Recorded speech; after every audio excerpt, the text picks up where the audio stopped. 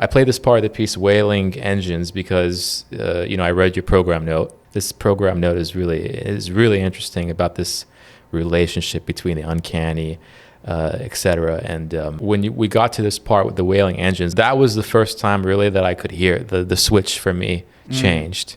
That this is supposed to be something that sounds human, but not really. I don't know if that's what you intended. Like, I don't know where that switch came for you in that part of the piece, but for me, that's when, oh crap, that's like a human voice, but not really. And then to me, I got that feeling that you described of like getting close to a humanoid, but like you get so close to it that it becomes like, I don't want to touch that thing. You can speak on it better than me, but we're going through this right now with AI and all this kind of stuff. It's very timely, like this piece, even though it was written a few years ago. Yeah, that was one of the reasons I started this thing, is that I realized that there wasn't anybody talking about the things I wanted to talk about, number one. And number two, a lot of the resources that I saw online, like I saw a lot of blogs and that kind of thing, talking about the things that I wanted to talk about. But I mean, not to knock any of these people, but they weren't people that I necessarily aspire to write like. Right. They were just people that were just doing this for whatever reason. I mean, it was like very business centric, but like I didn't really, the music that they did write or the music that they are participating in, I'm just like not into. Yeah. And I was like, well, I want to show what I do at the same time as helping people, if that makes sense. Oh yeah, for sure. And it's funny, like we're like, for example, like me and Uri were having a conversation just the other day, and it's like we have a question come up, let's say about ASCAP or BMI, and it's immediately like, oh, of course, Saad has a video about that. We should watch that. Like, it's always give me like, a view. I'm sure Saad has a video about that. We should look into it. It's like your new Wikipedia for composers, like coming to your YouTube channel and that's pretty funny. Finding I don't have anything on BMI because I'm not a BMI guy, but oh yeah, but you had a video about the thing in general, like how to get your music, Well, how does that work for you guys? So by the way, this is Artun Çekem.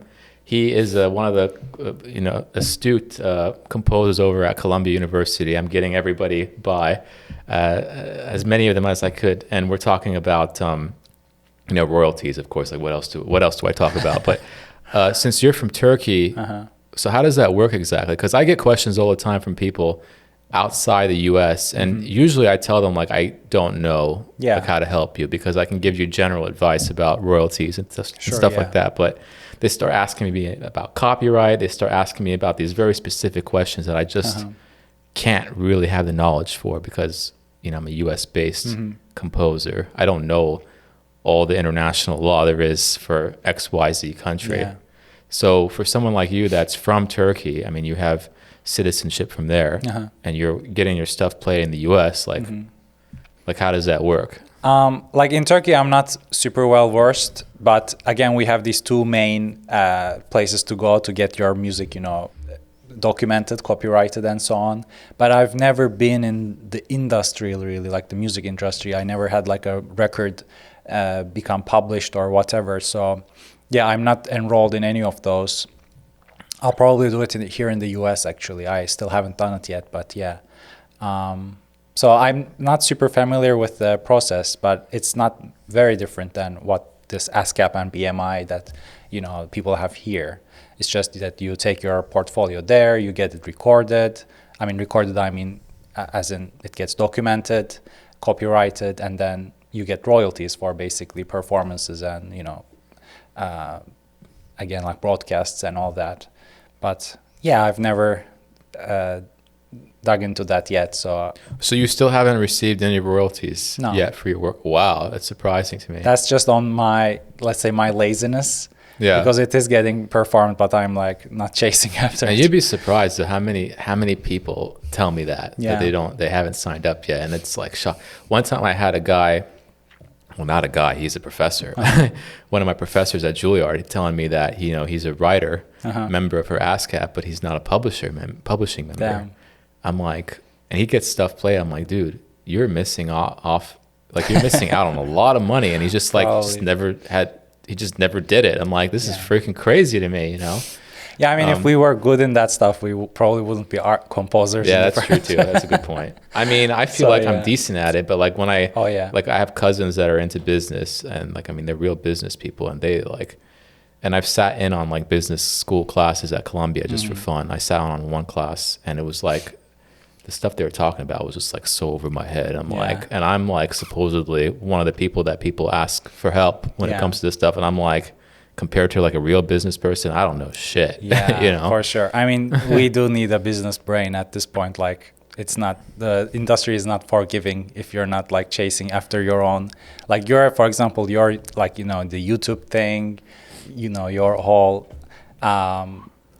let's say entrepreneurship is definitely like standing out in that sense. Yeah. Who the heck is calling? Oh. Now, quick pit stop to let you know that I do offer one-on-one consultations and lessons in regards to anything composition related. This can range for helping you put together your portfolio for any composition degree that you're applying to, or you might want to improve your creative chops as a composer from week to week or month to month. Or you might want to get a better handle of the behind the scenes of what it's like to be a composer. How do you sell your sheet music? How do you negotiate commission rates? How do you apply to contests? How do you apply to grants? How do you do anything as a composer, but let alone just writing the music? So if this is you, you can contact me using the link down in the description below. Caller. We have a guest. Occasionally we have a guest. Let's see who it is. Ahlan. How are you? I'm doing good. Say hi to the people. This is Artun. Hello. Hi. Have a good interview. I guess I called not so It's great all right. You are a guest on the show. This is my mom. Oh.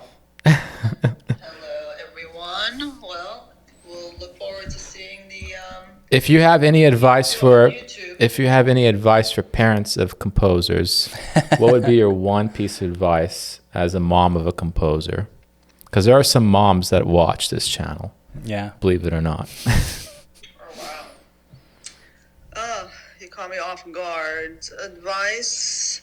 Well, the thing is with composers and their style of music, if it's not something that I could connect with as a mom, it's still my job to be patient and still listen and listen to the whole piece from beginning to end and find something that I could relate to so that when there's conversation, my son, whichever child, male, female, in your case, Saad, we have something to relate to and comment about something that I say, well, this part at this time, that was cool, for example. But it takes a lot of patience because it's not the style that, like for me, it's not a style that I listen to. And as a parent, I'm here to always support and be there as you continue in reach of your goals, short-term goals, long-term goals, and just be supportive and, you know. That's a good very diplomatic. It's very diplomatic, answer. All right. Well, there you have it. There's your advice. All right. Yellow. Well, right, call back later in about an hour. Peace out. And All right. You caught me at a moment where my head is spinning. My equilibrium is shot this morning. That was good. That was perfect. Very candid. All right. So I'm still in my half PJ, wrapped up, could barely stand up because my head is literally spinning. I'm like, what the heck is happening? Yellow. We'll see you soon. Yeah, let's talk later. Okay. Bye. All right. That's our guest, my mom. That was a great answer. That was a good answer. That's very relevant because, It made me remind you were when we were driving in. You were talking about your parents and your family in general in Turkey. Expecting they have certain expectations for you as a composer, and I mean it would be great to like rehash that conversation on. Because it was just so similar to to how my mom and the rest of my family thinks actually too. I mean, the response is very typical because like it's also the same, like my mom and whoever listens, whoever close, like a family friend listens to the music, and they are like very, of course, like congratulating and, oh, you got a premiere, like congratulations. But then the next remark is almost always, yeah, well, I don't like understand anything about your music. I don't appreciate anything. I would, rather stick my head in the oven than listen to this again. But, oh my God. Still like, oh, you're doing great and all that. So, I mean, yeah, that was a good response in that Well, sense. if they don't, so let's say they like that's sticking the. I mean, no, I made it up. But I get that sentiment from there. But if you get that sentiment, what makes them think? Like, how do they know you're doing well?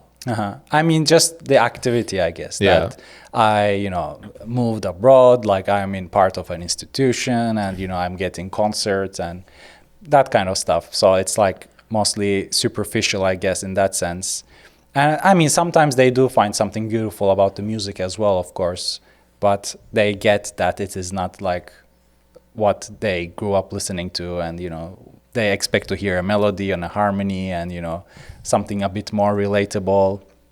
Even in classical world, like if it sounded something like Brahms or Beethoven, they would be happy still, but it doesn't. So And now that we're part of an institution, and not just Columbia, but in general, the idea of like winning contests and this kind of thing, I still feel like a part, especially the more I'm writing, I don't know how you feel, but some part of me is thinking that, I mean, I'm just thinking what's coming to mind is that even then, the people are not really listening to the music. Oh, yeah. There's always something else about the music that kind of gets them in, or it's some philosophy or something that has to do with current events, or it's always something else.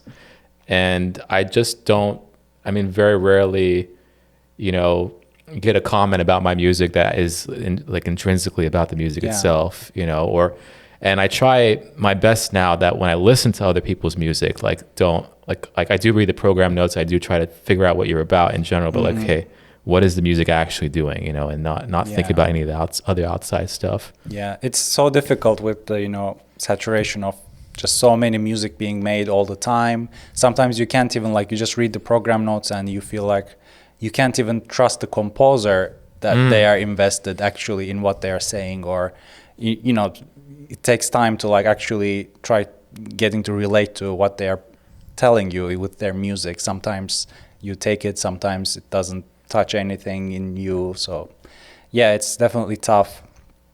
I feel that more and more actually, especially the way that we work in the let's say classical music scene or new music scene, with having these ensembles that we invite them, for example, to Columbia, and you get 2-3 rehearsals, something, and it's all extremely streamlined, and they see your score for the first time, and then it's the performance, and then it's done.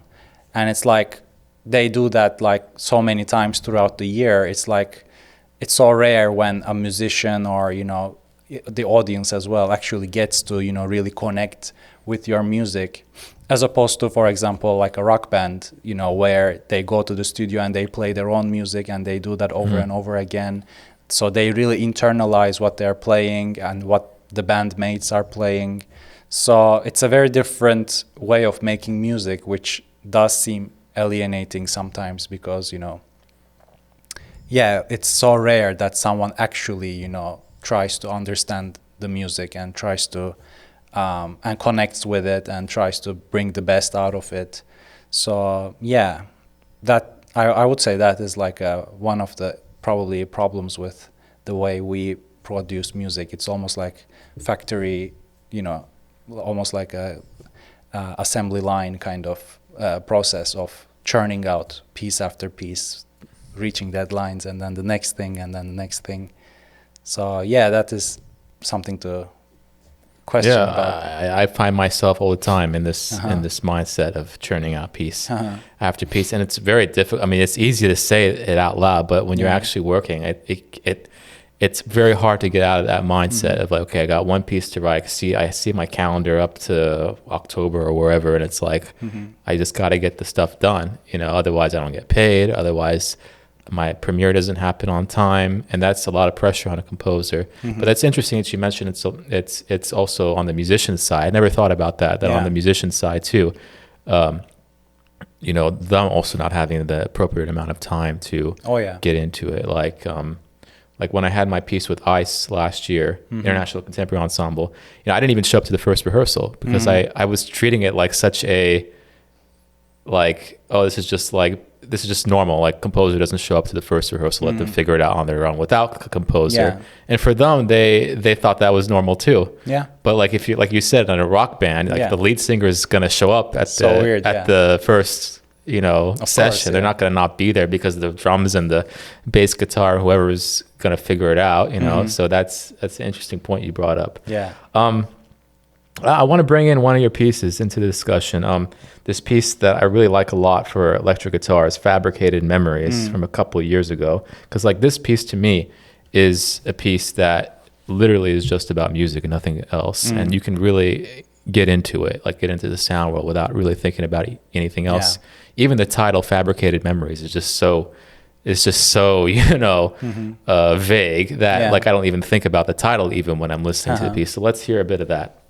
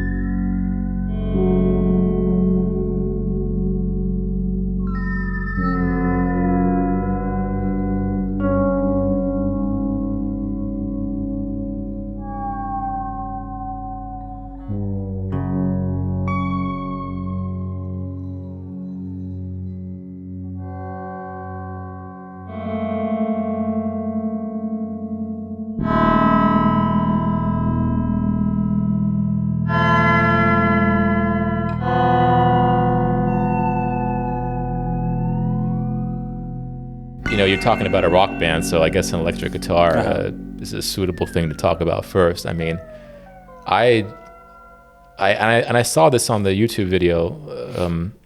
Somebody commented about the very first chord, and that to me too was like, damn, that first chord. I want to copy that and put it in an orchestra.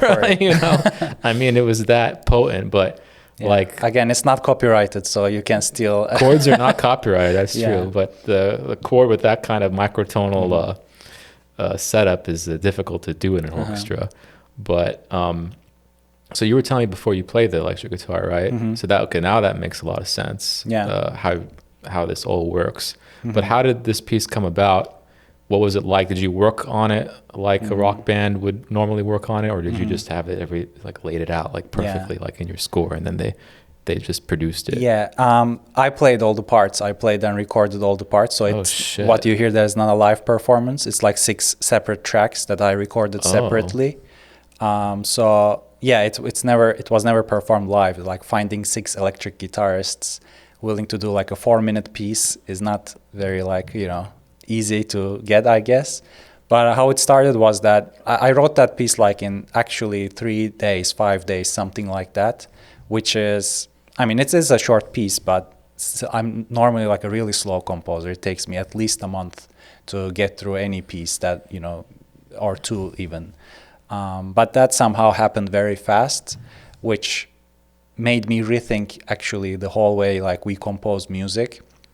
But anyways, besides that, actually that was made for Georg's class. So Georg Friedrich Haas, one of the composition teachers in Colombia. And I was taking his class on, it is officially titled Music Beyond the 12-Tone Temperament. So it's basically like a class on microtonality and such. And that was in specific just intonation class. So, and for the final project, he wanted us to write a piece on his piano in his office, which is tuned for the harmonic series of F sharp. So that was literally my next question. Yeah. What's with all the F sharp overtones? Okay. So it's based on F sharp as a fundamental and the whole harmonic series. But I just told him like I rather do it on the guitar because that's my instrument and it could yield to something new and interesting that rather than doing it like another piano piece.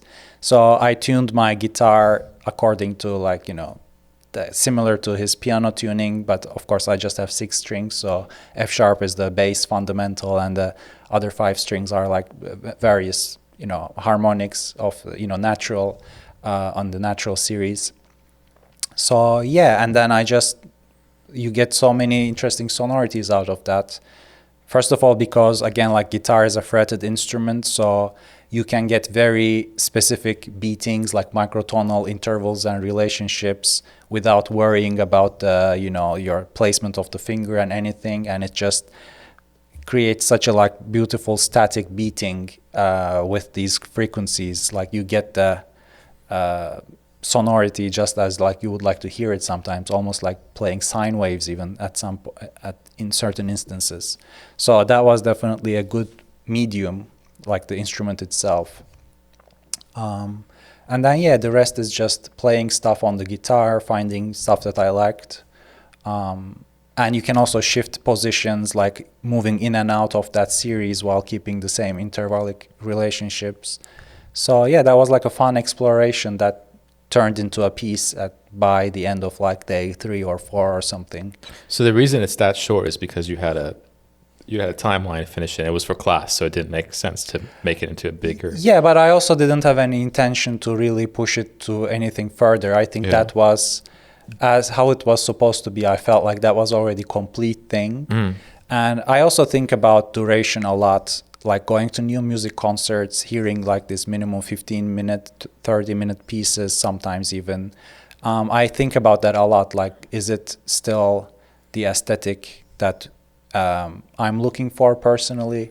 Because I usually don't have that attention span. I don't have that much interest in a certain piece that it takes me for. Sometimes it really does. Sometimes it's really that captivating. But I grew up, you know, listening to a bunch of rock and metal and pop and MTVs and mainstream music. And I'm very much used to the, you know, radio-friendly music formats as well. And I'm like rethinking why not adjust, you know, my own musical sensibilities to that as well. And in fact, like on that note, I'm also considering like making a series of these fabricated memories, almost like an album with like many 4-minute, 6-minute, sometimes 2-3-minute pieces, almost like miniatures in a, you know, classical. So I mean, the folks don't know because they only heard a couple minutes. They don't know that the piece only goes for another couple minutes after that. It's not like a 10-20-minute piece. So it's a 4-minute. It's like a piece that could go on an album, like literally like a typical album with 2 to 4 minute pieces on for each song. Yeah. I never really thought about it, to be honest with you, and that surprises me that you say that too, because our mutual teacher, Georg Haas, I mean, the guy writes like these hour-long pieces regularly. So beautiful music as well, yeah. So it surprises me to hear you say that, because I'm the opposite. I'm trying to write these longer pieces, and you're, on the other hand, trying to write these shorter pieces. It's interesting. I think it's actually hard to be satisfied with a 4-minute piece. Usually, once you start writing the material, it's like, oh, this needs so much more time to be convincing, like for this to work. Somehow, like my average is always somewhere between 9 to 11 minutes, I guess. Like that's somehow I always end up with, which changes, of course, again, from piece to piece. But I think it is a challenge to figure out how to make your music a bit more, let's say, you know, fitting to the aesthetics of the current times in a way. And I don't think that's necessary, really. Like you can still, of course, write 15-minute, 30-minute pieces, and that's definitely beautiful. But my, like when I think about my own listening experience, when I listen to music, I don't go for those long formats. I usually enjoy music in shorter formats. So it becomes something that I should consider as a, listener as well, how to compose music that I actually want to listen to. The whole thing about how you're listening to, you want to reflect more of what you're listening to. Yeah. You know? I mean, yeah, I want to make music that I love to listen to myself, which fortunately has been the case so far. Like I occasionally go back to my own pieces, and luckily when I listen to them, I don't cringe. Like I get to enjoy most of it, really. Of course, like the older you get, the more to the past you go, the more, alien it becomes. I usually tend to enjoy the more recent pieces more. Because that's closer to your current, aesthetics. But yeah, so I try to like fit it into the format that I actually believe in, like that I actually think it's listenable and enjoyable, or it offers like at least like an interesting or captivating experience. And yeah, when I think back, like what music I listen to, it's so rare that I will actually sit through when I'm home by myself, like an hour-long piece or a 30-minute piece. And even at the concert hall, when I'm listening it to live, it's so often that I, either like zone out or I lose interest. It's like, it's not easy, obviously, to write a 30-minute work and then make it also like captivating and take you through the whole journey. So yeah, I want to reflect that in my own music as well, like as both as a listener and a composer. No, it makes a lot of sense. Yeah. That's a very succinct way of saying it too, because I don't think like this at all. Because Sure, I yeah. think like, okay, like what you were saying, I like the Beethoven idea of, okay, I got an idea that I like and I want to stretch it out as far as I can because this is my opportunity to do it. I have this group and this is the date, again, this Yeah. factory kind of mindset, and I don't have, this is my shot to do it. But there's also this kind of restraint you're talking about that yes, I could go on and on and on, but no, I'm gonna restrain myself and stick to my values, which you highlighted, the idea of like staying true to like, okay, I like to listen to this kind of music, so why would I turn around and do something else just for the sake of having a long piece? I mean, it's very admirable, to be honest, because I don't know how many composers would admit that they prefer to write a shorter piece because of that reason, that's the aesthetic they prefer. Yeah. Yeah, because it's definitely not the way I would think. Like, it wouldn't be the first thing I would say. Yeah, I think that's partly because that piece wasn't meant for any live performance. I didn't have anything to prove in a way. Like, I didn't have to feel any, expectation. And also, again, like, the moment I wrote the piece, I already knew that I wanted as not a single thing, but a part of something bigger. That's why it's like called Fabricated Memories 1, because I knew that 2, 3, 4 would come. So yeah, I almost think it as an opening for an album of, guitar sextet album, basically, which I didn't get to yet, but I do have some plans. Are there other pieces that are done?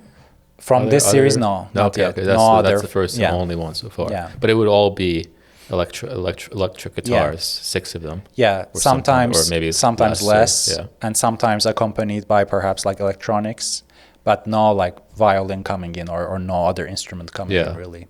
Yeah. No, it's a great idea. I mean, it was just like when it ended, I remember thinking, wait, that's it? But I guess that's a good thing, because then if it's on an album, you want to hear the next thing on the album. It's like when you listen to any new album by a hip hop artist or something, like, you hear the first one, you're not going to stop after hearing the first one if you like the first one. Yeah. Right. Yeah. And I think there's also a beauty in leaving something to be desired. Like if the musical material, the essence of the piece is enjoyable or beautiful or whatever, and then it leaves you with something just a bit less, like it's still to me a complete piece, but it's also not like, as you said, like the Beethoven idea of like exhausting the idea to its utmost limit until you get actually full, and by the time you're done you're like, okay, that was really fantastic, but I'm done. Like I don't want to hear more of this once the concert is over. I mean, next day you can go back to it, obviously, but that day, like, they serve you the full meal and everything, and the dessert and all. And I think there can be something, beautiful about not like completely overwhelming them with everything that you have to offer. Just, leave them with something more to like, oh, like that happened, I just heard that and that's where it ended, and that's an experience in its own way. Yeah, I'm just trying to think like of all the pieces that I really, really like. They're all long pieces, right? I mean, Harmonier, Georg Haas in Vain, or even the new piece he just wrote, Viter von Viter. Have you heard this piece, the Continue On? I mean, it's amazing. This piece, like, you hear this piece, you don't want to write music again, Yeah. These kind of long pieces, Steve Reich, Music for 18, things like this, that you hear, or the Teranggalila Symphony, Messiaen. Oh, yeah. I mean, I think, at least for me, and I'm sure other people think that way, is like, oh, like, listen to all these great pieces. They're all super long. I want to do that, But maybe that's not like the best approach for someone, especially a young composer. The more that you're talking, the more I'm starting to agree with you. Maybe this is the approach that makes sense, especially earlier on, like, because who's going to listen to someone they don't know for half an hour? Especially just one piece. Yeah, and there's just so much music out there. Yeah. Like even Score Follower, for example, like serving something to your table every day or every other 2 days, and it's going to be interesting in one way or another. But like I find myself oftentimes not clicking on any of the videos. Sometimes like I just, on that given day, I'm not in the mood or whatever to listen to something new. And like it's just endless amounts of music out there, even in our, very niche, limited field. Yeah. And I'm like, But what do you think about Score Follower? Because I've been talking to people privately about this. Yeah. What do you think? As you've had at least one. Have you had more than one piece on it? On Fabricated Memories was that on was there. the one That's, on it. But have you had other pieces also? No. Okay. Yeah. Because I guess I asked you. I guess I'll just say what I think. But Sure. Yeah. I'm subscribed. I watch. I usually watch, almost all the videos, but not all the way through. Maybe I watch the first 30 seconds or something. It's a typical YouTube drop off. On all my videos, it's the same thing. The first 30 seconds, like half the people are gone. It's fine. If you're still here, you're one of the loyal people. But I love what they're doing, actually. But I don't know if it's because of them or it's because of who's submitting. But to me, it seems like there is a stylistic skew towards, like the Columbia style or the Princeton style or the Stanford style, the more like Eurocentric kind of, leaning. And I don't know if that's because of the selection process or it's because of the people that are submitting. It could, or maybe a combination of the two. I don't know how you feel about that. I have seen some pieces that don't follow that kind of trajectory, but it's definitely like in the minority. And if anybody wants to correct me, I'm willing to be corrected. But it's just something I wanted to put out there and see. I think that's a good thing because I think curation is not a bad thing. Like they have a group of composers, like a jury or whatever they call it. I don't know. But they are at the same time curators, and they like certain music, and maybe they don't like certain music, and I think that's what builds a style or a characteristic that makes you want to either keep being subscribed to them or start, fading out from their stuff, because now you know what to expect from them. Now you know what you want from them. It's not very different with labels, for example, like certain electronic music labels will just publish certain style of artists, or certain, hip-hop labels or rock music labels. So it has its own like curation style, which is, I think, if you try to avoid it, if you try to make like so inclusive that you start including all kinds of styles, then that's where it, I think, becomes weaker, because now you don't even believe as the jury or the curator or whoever you are in the music that you select. You don't select that piece according to your own tastes. You select it because you feel like you need a more variety of styles in your selection. And I think it's yeah, I think it's more valuable when it's curated in that way according to a person's taste, because now you know what you want to follow or not. Same with reviewers, for example. When you listen to a certain movie critic, you know what they personally like and what they personally don't like. So you know if you want to trust their review on a certain movie or not. Like, for example, this guy likes this kind of stuff. So I'll take it with a grain of salt, or I'll choose to believe them, or whatever the thing might be. So yeah, I think that I don't have a problem with that, really.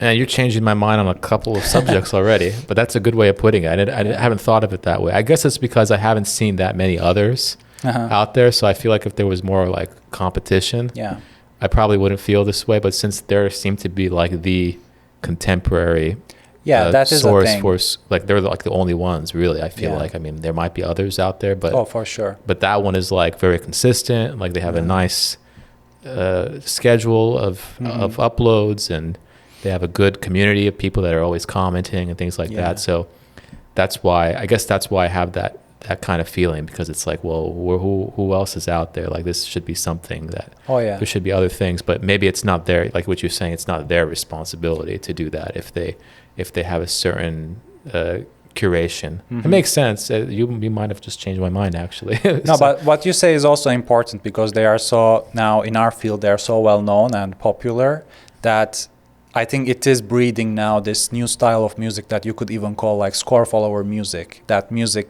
definitely, what's been on score follower for the past few years definitely influenced the aesthetics of the field in general as well. Like, people now aspire to write that kind of music because they feel like, oh, this is what's trendy, this is what's cool, this is what passes their filter.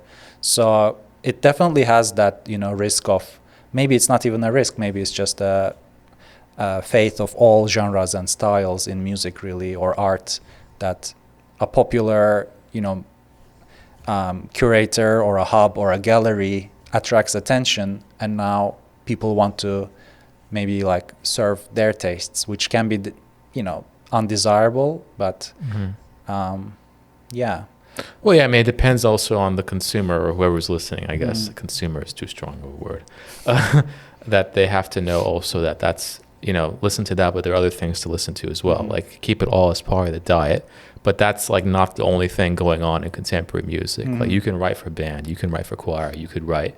There's lots of ensembles like the Juilliard String Quartet or people like that they play much more conservative kind of music. Like, you don't have to write in this like, you don't always have to push the edge all the time, like, to be a living, functioning composer today.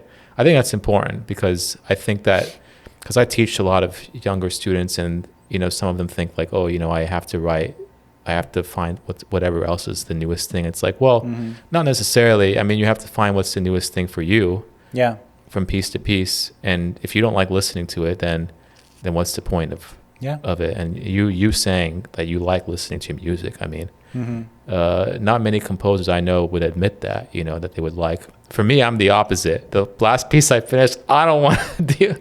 I don't want to deal with it. It's like pushing a baby out or something. Right. It's like, I don't want to deal with it. Like, I'll maybe in a year or so. I wrote this piano concerto last year, and I was really upset with it, to be honest with you, after I finished it.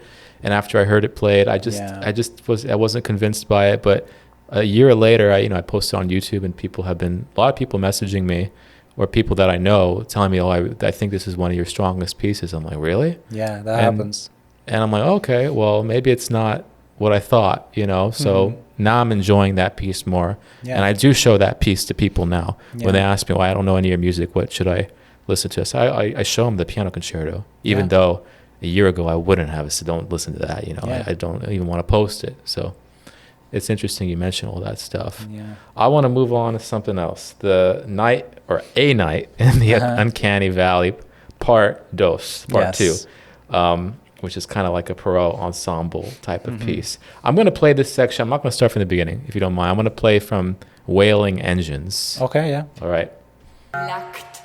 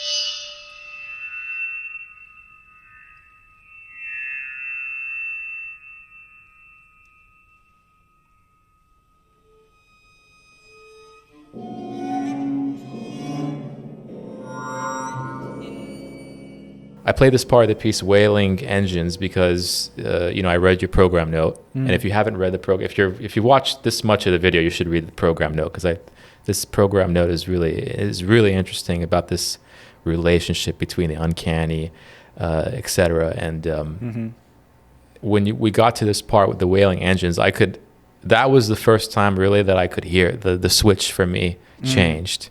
That this is supposed to be something that sounds human, but not really. I don't know if that's what you intended, throughout. I don't know where that switch came for you in that part of the piece, but for me, that's when, oh crap, that's like a human voice, but not really. And then to me, I got that feeling that you described of like getting close to a humanoid, but like you get so close to it that it becomes like, I don't want to touch that thing. Which is like, you can speak on it better than me, but we're going through this right now with AI and all this kind of stuff. It's very timely, like this piece, even though it was written a few years ago. Yeah, definitely. I mean, this friction between like the human and non-human, I've been interested in for much longer than I've been writing music, really. It's just been in my let's say head all the time, but now it's like almost like a happy coincidence that this thing is becoming so trendy now, and my music suddenly happened to be relevant for a small while until people get over ChatGPT and all the DALL-E and all the other stuff. But yeah, I mean, that particular piece, let's say the quote-unquote human element, keeps fading in and out, really. It's not there all the time. It's not supposed to be there all the time. So I think it's quite understandable that there are moments where you suddenly feel like, oh, there is something human-like in there, and then other moments it's like just music or whatever. And that relates to the overall form of the piece, which is actually like intended in 5 parts. And the overall form in 5 parts also progresses more and more towards human-like sounds, let's say. So it's still in part 2, which is the part you have, of course. It's still not like, it's still in the relatively earlier stages of that overall transformation. And in part 4, for example, I have a lot more like speech transcribed into music kind of stuff that's pretty much is doubled like with actual speech and such. So it's much more like quote, kind of spectral, let's say, in that sense.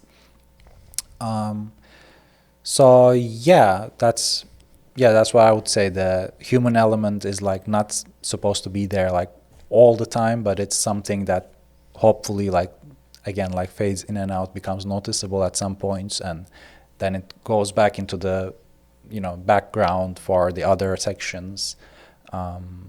So yeah, I mean, I've heard a lot of programmatic. I mean, we like in music like the class that we teach at Columbia.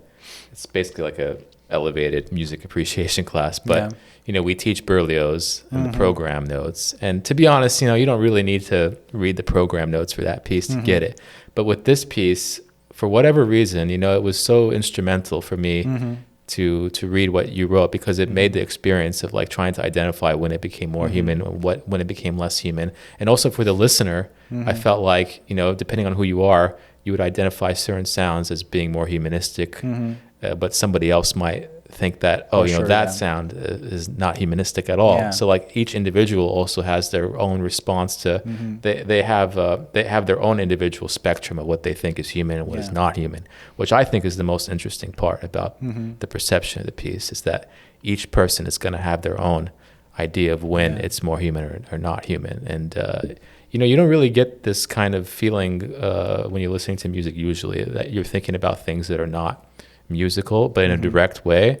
And I honestly can't really think of many pieces that have affected me in that way. So whatever the hell you were doing, I mean, keep doing it, because it was really crazy. Like thinking about I'm like not even thinking about all the extended techniques and all this kind of stuff that you're doing, like the craft of it. Like I'm actually thinking about the affect it has on me, which I think is very rare for contemporary music. Like oftentimes, when you're listening to a contemporary piece, or you're watching the score and all that kind of thing, at least me as a composer, sometimes if I don't like the piece, I just switch off the music listening experience. I'm like, oh, I really like that sound.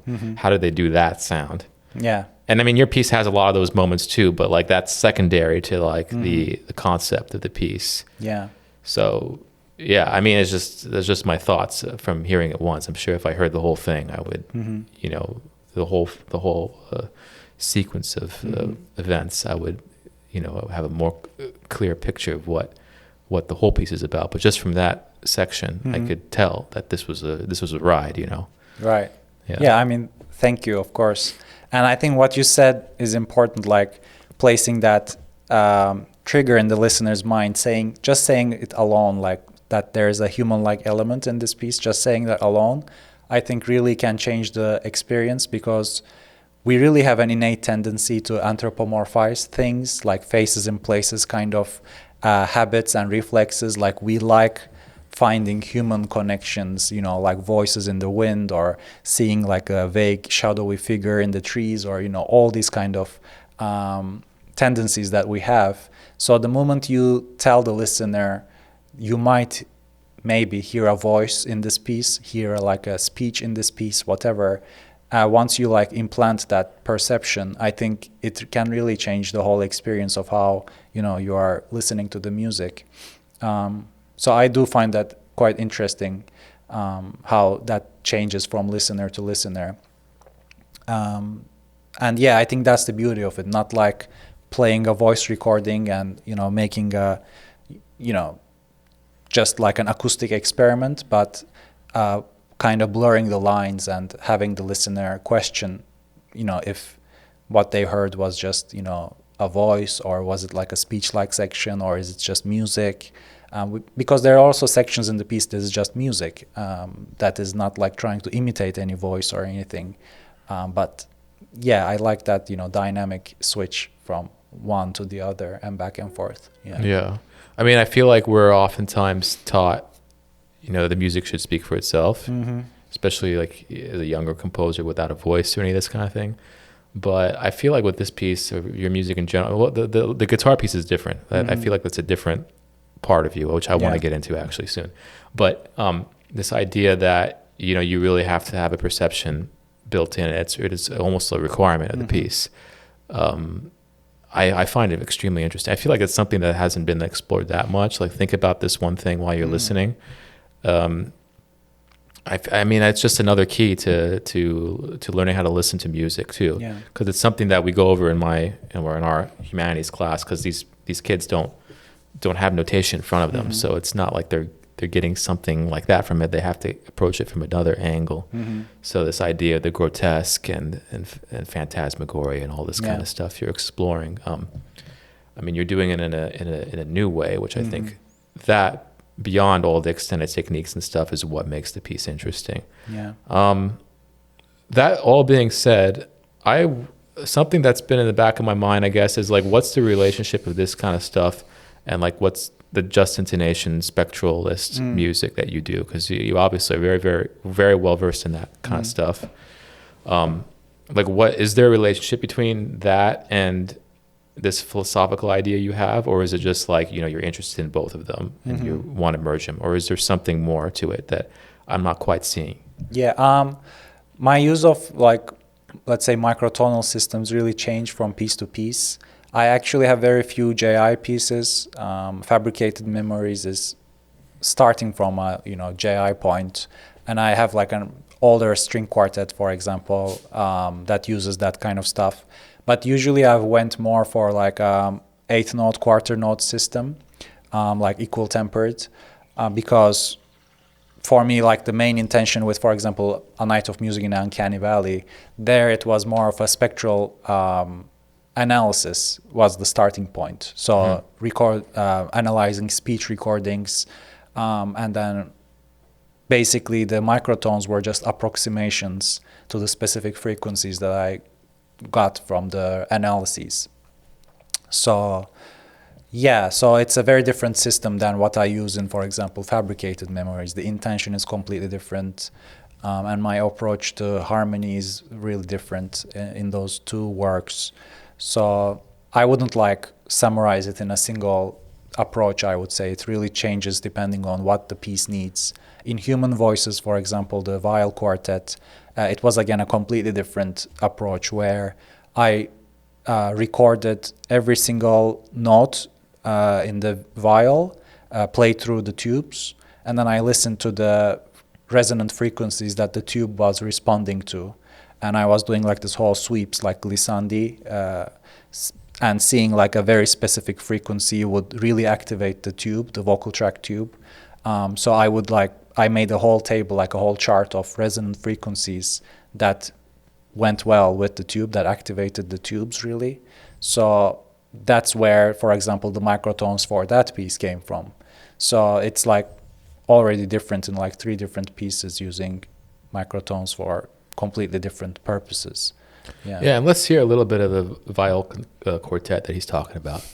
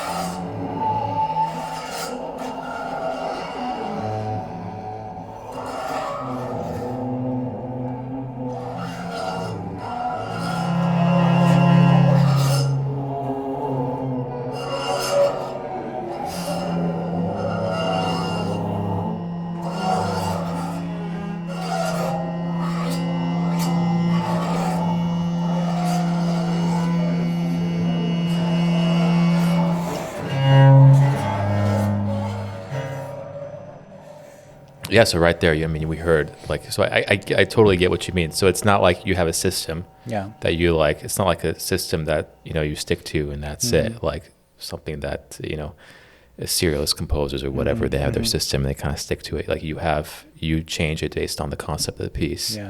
From one to the other. That's something I'm really struggling with, to be honest with you, because I tried to make a system and then I would do it and then, this doesn't really work. It doesn't work because I don't like the sound of it, really.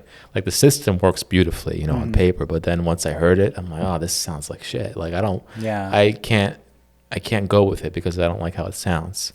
So I struggle with that a lot from piece to piece. Like the same thing, like even though my music is all based on what I think is the maqam, I should say, because I'm not a trained Arab musician.